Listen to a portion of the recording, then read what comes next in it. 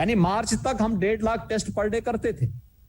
मार्च के बाद फिर हम उसको 2 लाख तक लेके गए, 2.5 लाख तक लेके गए, 3 लाख तक लेके गए, 3.5 लाख लेके गए, और एक दिन 3,97,000 तक लेके पहुंचे थे।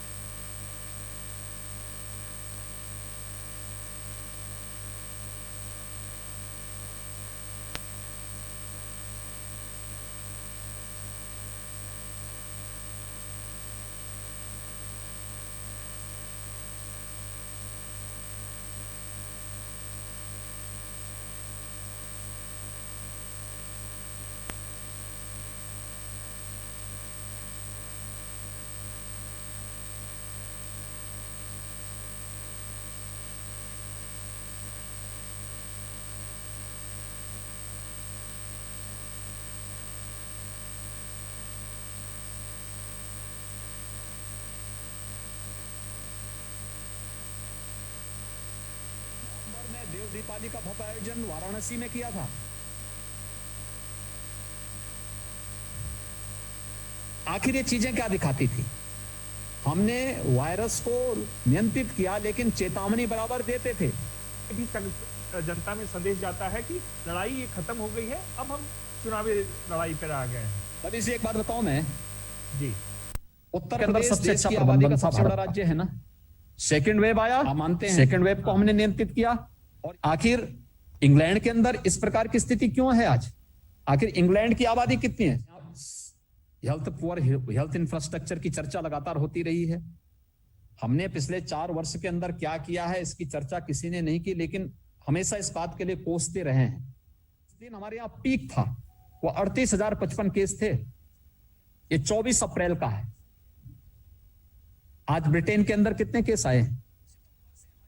मुझे लगता है अगर ब्रिटेन यूपी की आबादी, यूपी की 1/4 आबादी के बराबर है, 1/4 आबादी के बराबर ब्रिटेन, और आज ब्रिटेन के अंदर अगर वैक्सीनेशन का वहां पूरा ड्राइव चला, उस सबके बावजूद भी वहां पर इतने लोग इन्फेक्ट हुए, जबकि वो लगातार लॉकडाउन में है। तो हमें महामारी को समझना होगा और फिर महामारी के खिलाफ देश की लड़ाई को मजबूती से सभी लोग मिलकर के लड़ सकें, इसके बारे में भी हमें एक सामूहिक स्वर से देश की लड़ाई को आगे बढ़ाना चाहिए। योगी जी, महामारी से लड़ना होगा, उसके लिए जितनी जानकारी, जितने आंकड़े पुख्ता होंगे, उतनी ही अच्छी लड़ाई हो सकती है, ये सारे एपिडेमियोलॉजिस्ट कहेंगे। एक आंकड़ा जो भी सबसे ज्यादा विवादों में आया है वो मृत्यु के, आपने एग्जाम्पल दिया वो गंगा के किनारे या वो सब, ये तस्वीरें दुनिया भर में चली गई हैं।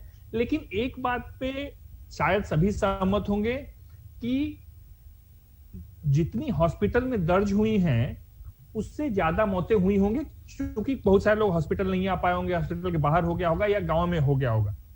क्या आप इस बात से सहमत हैं कि जो ऑफिशियल फिगर्स हैं वो थोड़ा सा अंडर एस्टिमेट होगा, और एज ए प्रशासक क्या आप एक डेथ ऑडिट करने का सोचेंगे ताकि जितना अच्छा आंकड़ा मिलेगा उतना ही अच्छा प्रबंधन भविष्य के लिए हो सकेगा? मुझे एक बात बताइए, मैं आपको बड़ी विनम्रता के साथ आपसे जानना चाहता हूं कि क्या नॉन कोविड से मौतें नहीं होती थी?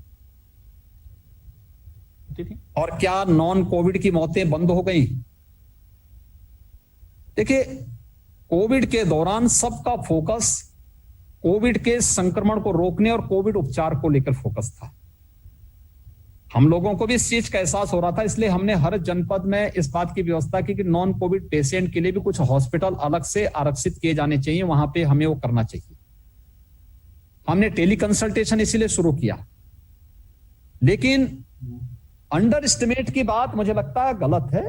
दोनों चीजें, एक कोविड के हमारे पास वो केसेज हैं जिन लोगों के कोविड टेस्ट करवाए गए, कोविड टेस्ट कराने के बाद वह पॉजिटिव हुआ, चाहे वह घर होम आइसोलेशन में है या हॉस्पिटल में है, अगर उसकी दुखद मौत हुई है हमारे पोर्टल का पार्ट बना। लेकिन अगर कोई नॉन कोविड है और घर में उसकी मौत हुई है, हमारे पोर्टल का पार्ट नहीं है।